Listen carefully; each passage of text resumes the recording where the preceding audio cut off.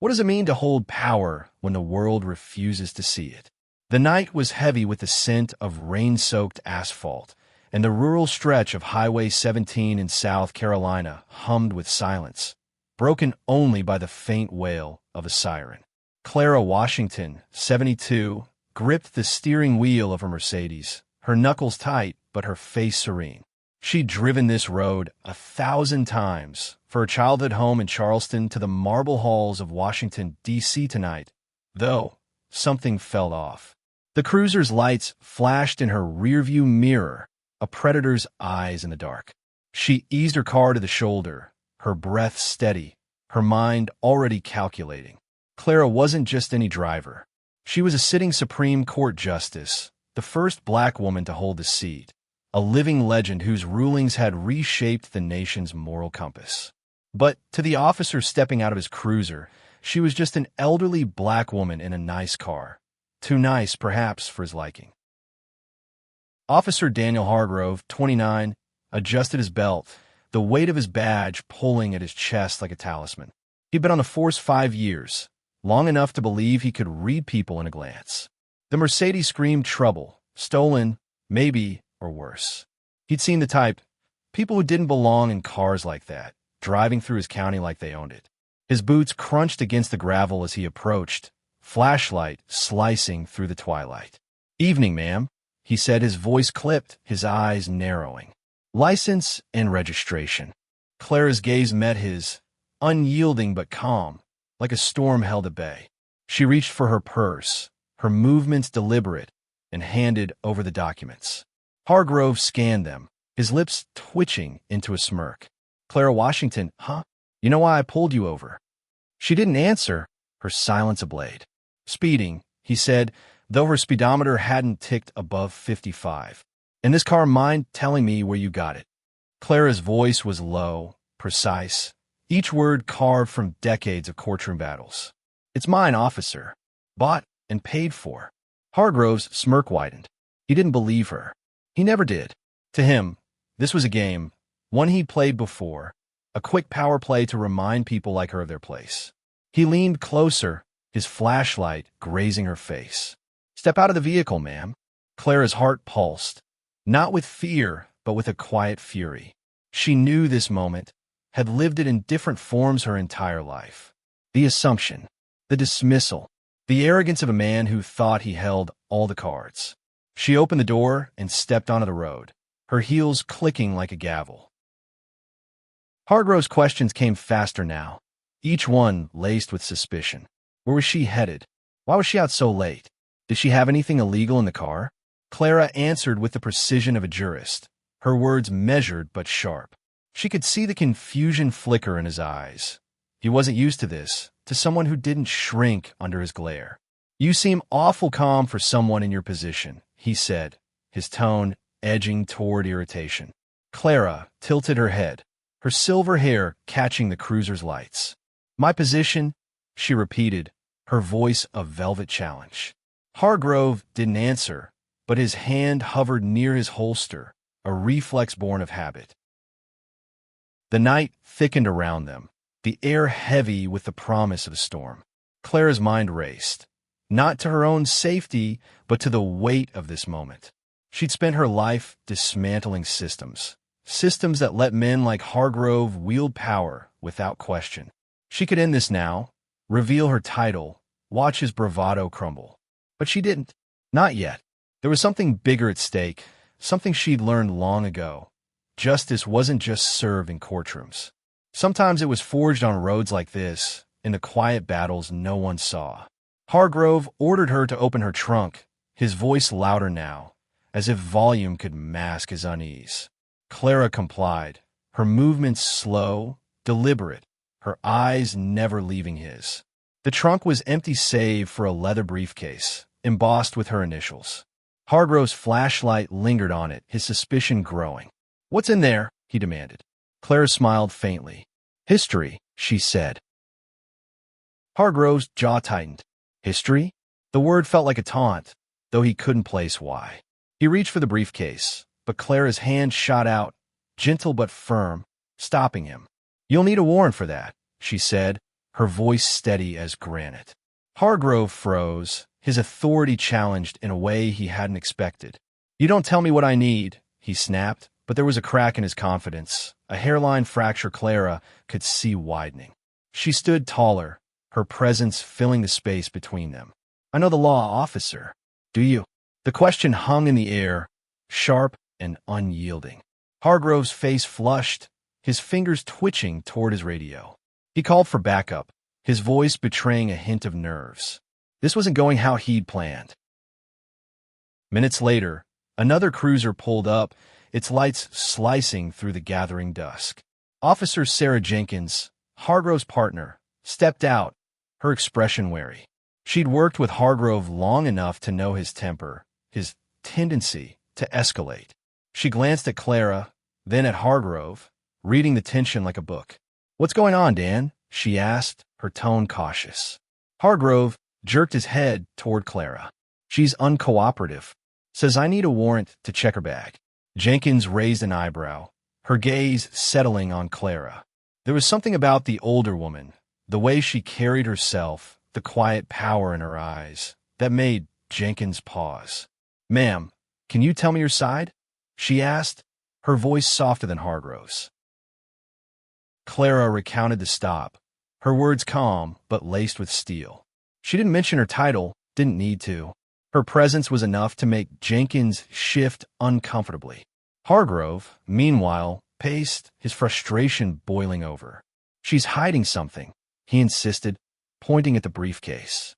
"Nobody drives a car like this out here unless they're up to no good." Jenkins shot him a look, a silent warning to dial it back. But Hargrove wasn't listening. He was too deep in his own narrative, one where he was the hero, the gatekeeper of this quiet county. Clara watched him, her mind turning over the irony. This man, so sure of his power, had no idea he was standing before someone who'd reshaped laws he'd sworn to uphold. Then came the twist, a spark that ignited the scene. A third car pulled over, its headlights cutting through the tension. A young man, no older than 25, stepped out, his phone already recording. "You okay, ma'am?" he called, his voice trembling but defiant. He was black, his hoodie emblazoned with a local college logo. Clara recognized him instantly. Malik, the grandson of an old friend, a law student she'd mentored years ago. He'd been driving home when he saw the flashing lights, saw Clara's car, and stopped. His presence shifted the dynamic, a witness to Hargrove's overreach. Hargrove spun toward him, his voice rising. "This doesn't concern you. Get back in your car." But Malik didn't move. "I'm staying," he said, his phone steady, capturing every word. Clara's heart swelled, not with pride, but with sorrow. Malik shouldn't have to do this, shouldn't have to play protector, shouldn't have to fear for her safety or his own. But his courage was a mirror, reflecting the world she'd fought to change. Jenkins stepped between Hargrove and Malik, her voice sharp. "Dan, enough. Let's de-escalate." But Hargrove was unraveling, his authority slipping through his fingers. He turned back to Clara, his eyes blazing. "You think you're smart, don't you?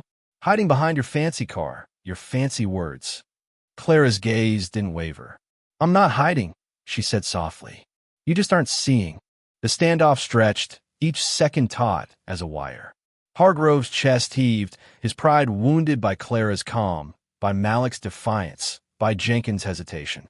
He pointed at Clara, his voice loud enough to carry across the empty highway. "You're under arrest for obstruction," he declared, reaching for his cuffs. Jenkins grabbed his arm, her face pale. "Dan, stop. You're out of line." But Hargrove shook her off, his eyes locked on Clara. He was too far gone, too invested in his version of control. Clara didn't flinch as he stepped closer, the cuffs glinting in the cruiser's lights. She'd faced worse, segregation, death threats, a lifetime of doors slammed in her face. This was just another chapter. Malik's voice cut through the tension. "You can't do this. She's a Supreme Court justice." The words landed like a thunderclap. Hargrove froze, the cuffs dangling in his hand. Jenkins' head snapped toward Clara, her eyes wide. "What did you say?" she asked Malik, her voice barely above a whisper. Malik stepped forward, his phone still recording, his voice steady now. Justice Clara Washington. Look her up. Hargrove laughed, a brittle sound that betrayed his doubt. You expect me to believe that? Her. He gestured at Clara, his tone dripping with disdain. But Jenkins was already pulling out her phone, her fingers trembling as she typed. Clara stood silent, her expression unreadable. She didn't need to confirm Malik's words. Her presence was proof enough. Jenkins' face drained of color as her screen lit up with Clara's biography. The first black woman on the Supreme Court, a titan of justice, a name etched in history.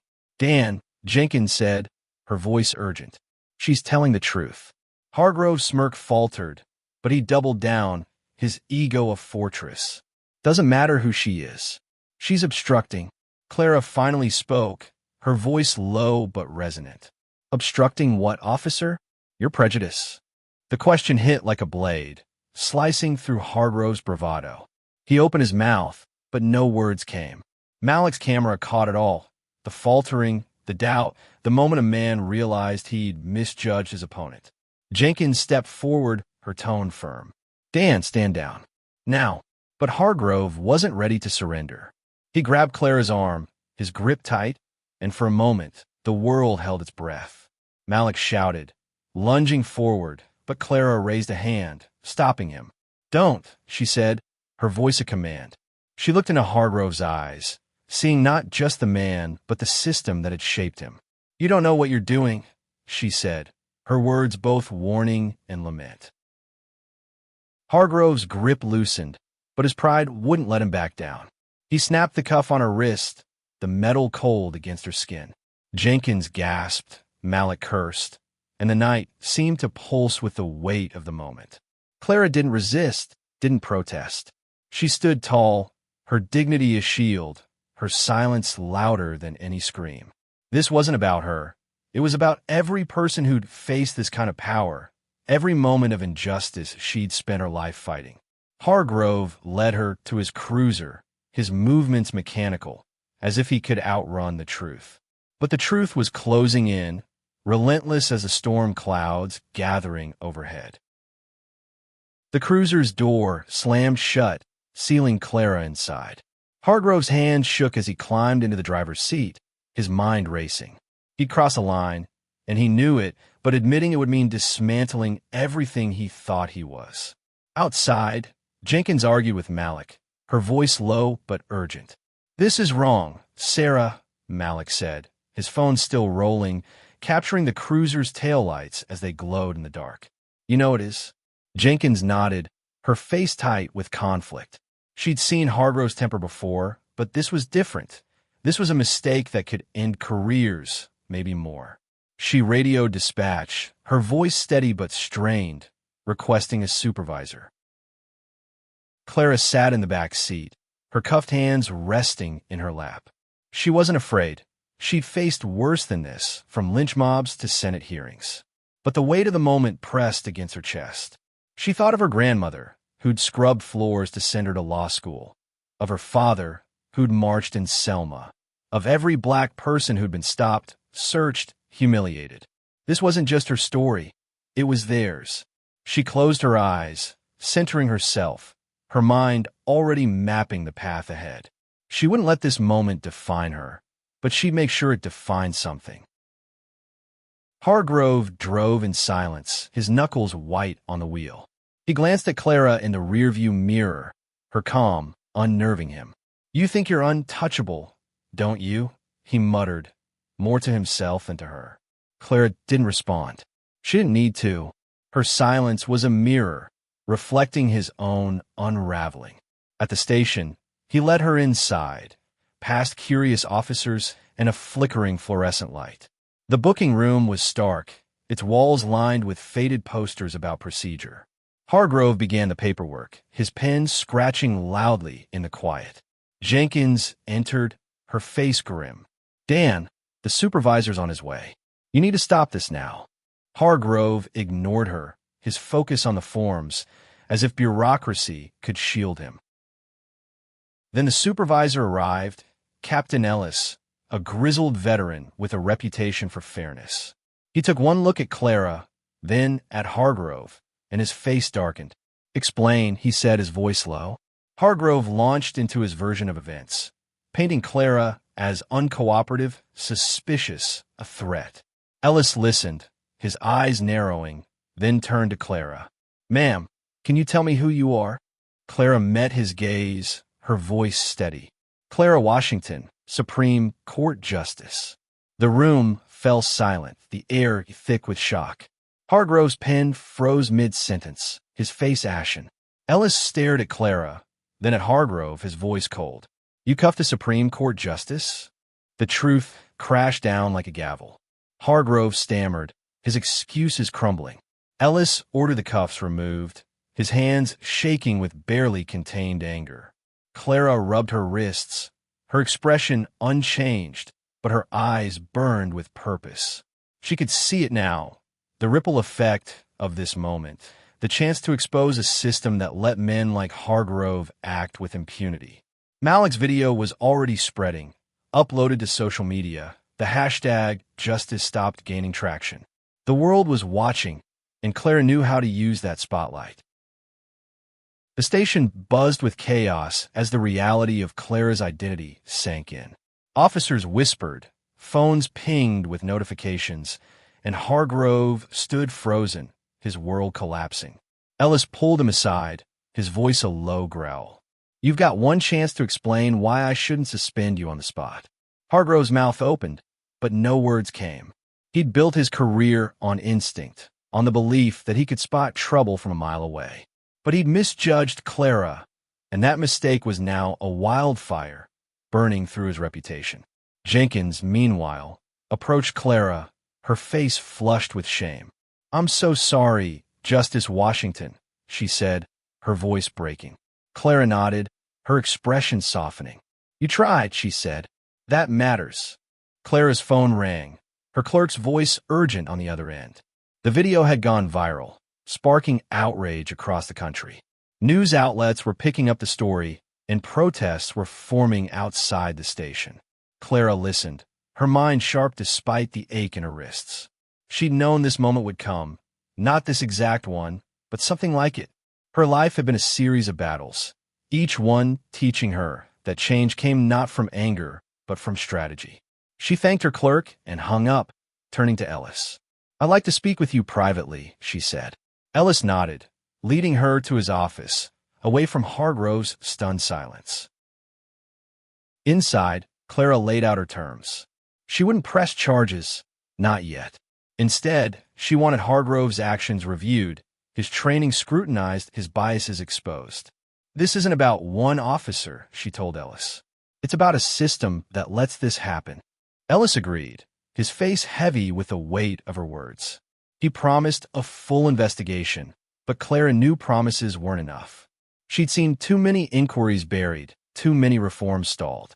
This time, she'd make sure the world kept watching.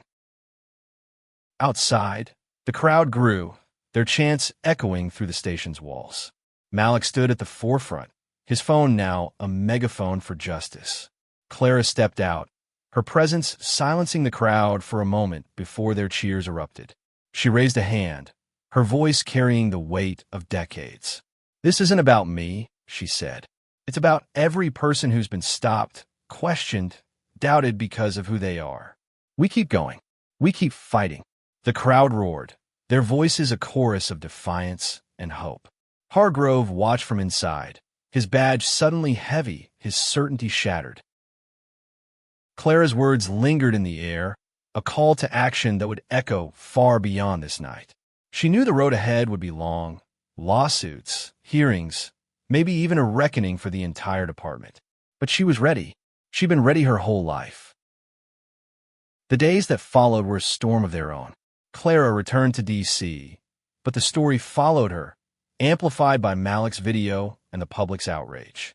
News anchors dissected the incident, pundits debated, and social media burned with demands for justice. Hargrove was suspended pending investigation, his name now synonymous with a moment of disgrace. Jenkins, meanwhile, grappled with her own role, her silence in those early moments haunting her. She reached out to Clara, leaving a voicemail filled with apologies and a promise to do better. Clara listened to it, her heart heavy but hopeful. Change started with people like Jenkins, those willing to see their own flaws. Clara's colleagues on the court were stunned, though not surprised. They'd all seen the world's underbelly, the ways power could twist and corrupt. They urged her to sue, to make an example of Hargrove, but Clara had bigger plans.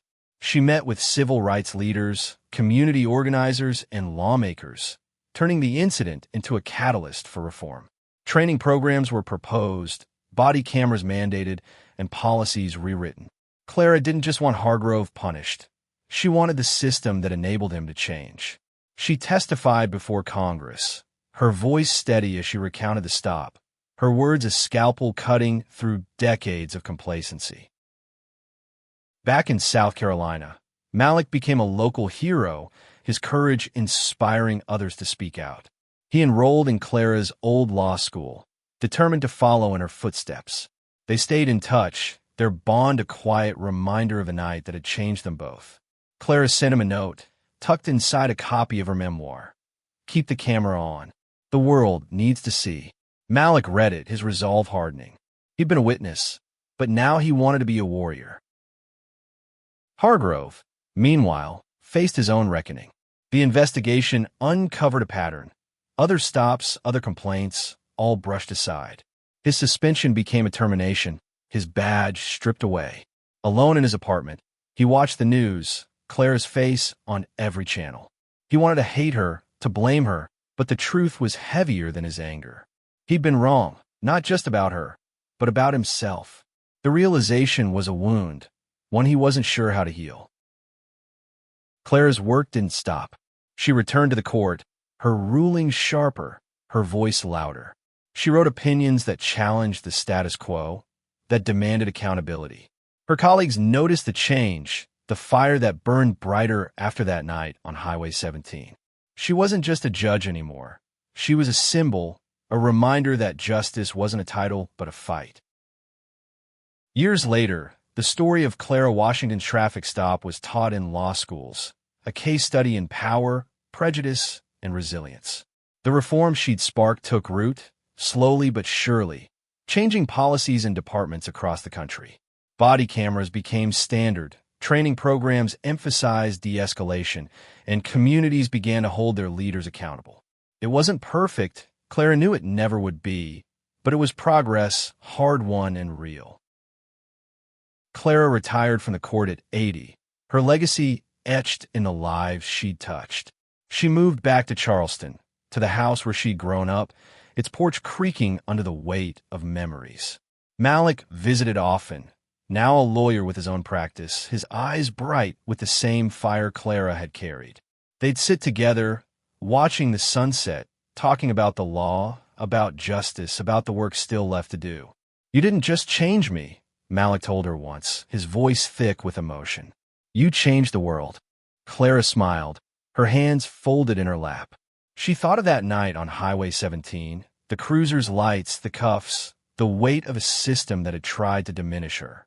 She'd turned that moment into something bigger, something lasting. It wasn't about her triumph over Hargrove. It was about the countless others who'd never faced that kind of moment because of what she'd done. She looked out at the horizon, the sky streaked with gold, and felt a quiet peace. The fight wasn't over, but she'd carried it as far as she could. Now, it was time for others to take up the mantle. Hargrove, too, found a kind of redemption, though it was hard one. He left South Carolina, took a job far from the spotlight, and spent years grappling with his mistakes. He read Clara's memoir, her words forcing him to confront the man he'd been. It wasn't easy, but it was necessary. He began speaking at training programs, sharing his story as a cautionary tale, hoping to spare others his fate. It was a small act, but it was his way of making amends. The world moved on, but Clara's story endured, a beacon for those who believed in justice, in dignity, in the power of standing tall. On her last day in Charleston, she walked to the edge of her property, the same spot where she'd played as a child, dreaming of a world that didn't yet exist. She closed her eyes, the wind carrying the scent of rain, and whispered a single word: enough. It was a prayer, a promise, a declaration that the fight would go on, in her name and in the names of all who came after.